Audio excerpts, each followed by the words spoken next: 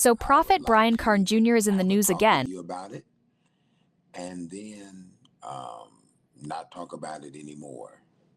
But I do want to address it one time from my own personal platform. As you know, on last night, I did go on another platform and address it, but I want to take the time now to go ahead and address it from my platform. So I'm waiting on more of you to come um, so that I can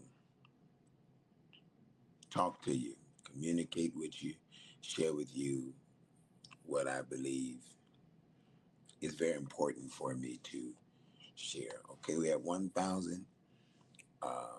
Can we get to 1,500 or maybe 2,000? Amen. Um, so I'm waiting. Call your mother, your father, your sister, your brother, your son, your daughter, your dog, your horse, your cat. Just get everybody in here so that I can talk. And of course, mm, no matter what I say, some will always have their opinion. That's a part of life.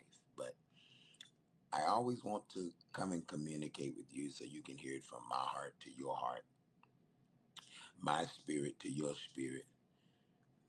2 Corinthians chapter 5, verse 16 said, henceforth we now know man after the flesh, but by the spirit, right? So, but I do want to address it one time from my own personal platform. As you know, I'm not here to explain things away. That's not my assignment. Not here to justify myself or minimize anything that's going on. I'm here to speak plainly and allow this moment, if you will allow it, to teach us all something.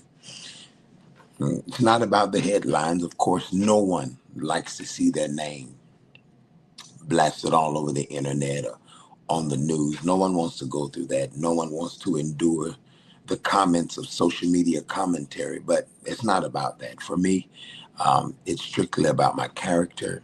It's about stewardship. It's about me being aligned, and it's about me being the best version of myself that God has called me to be. I made a promise to the Lord as we came into 2026. The Lord said to me that this is the year of the divide. Almost the children of Israel going from one part of land to the other part of land. But guess what? They left things behind when they crossed over the Red Sea. And I made it my business that when I came into 2026, that I was going to leave some things behind. Well, I believe that leadership means you have to face moments like this honestly, that I don't get the privilege to run from them. I don't get to hide from them, but I have to face them. This is not personal. This is ministry. So that's why I'm addressing it. And I believe that once you take full responsibility for what goes on in your life, you eliminate excuses. I don't want to blame anybody for what has happened. No one is to blame. I'm not blaming anybody.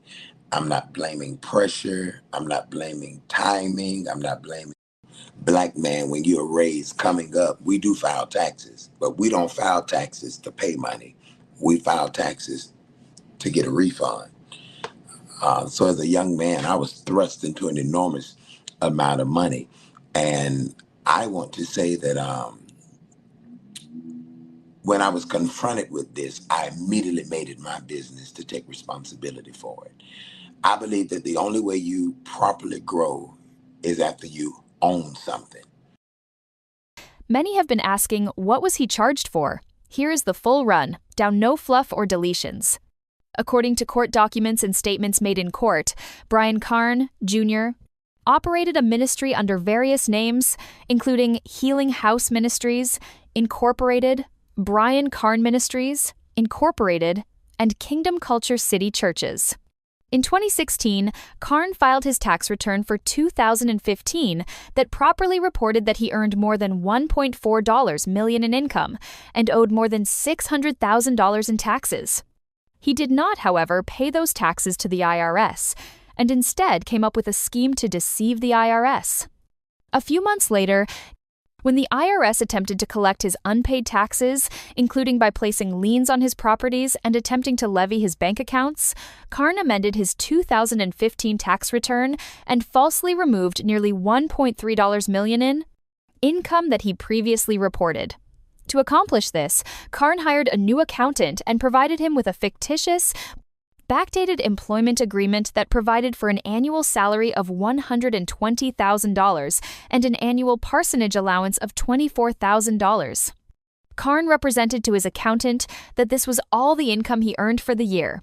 Carn represented third parties on credit applications, financial account openings, and lease applications, and otherwise knew that the income he actually earned far exceeded the purported salary in the employment agreement provided to the new accountant. In the following years, operating under the premise of the fictitious employment agreement, Carn filed a series of other tax returns that drastically underreported his true income. But in 2020, he stopped filing tax returns, despite continuing to earn income by using ministry funds to pay for personal expenses. Finally, when the IRS was trying to collect the outstanding taxes, Carn made a number of false representations and material omissions to the IRS to conceal his assets and income. Carn's obstruction caused a loss to United States of between $550,000 and $1,500,000. Carn faces a maximum penalty of 3 years in prison. Assistant Attorney General A. Tyson Duva of the Justice Department's Criminal Division made the announcement. IRS criminal investigation is investigating the case.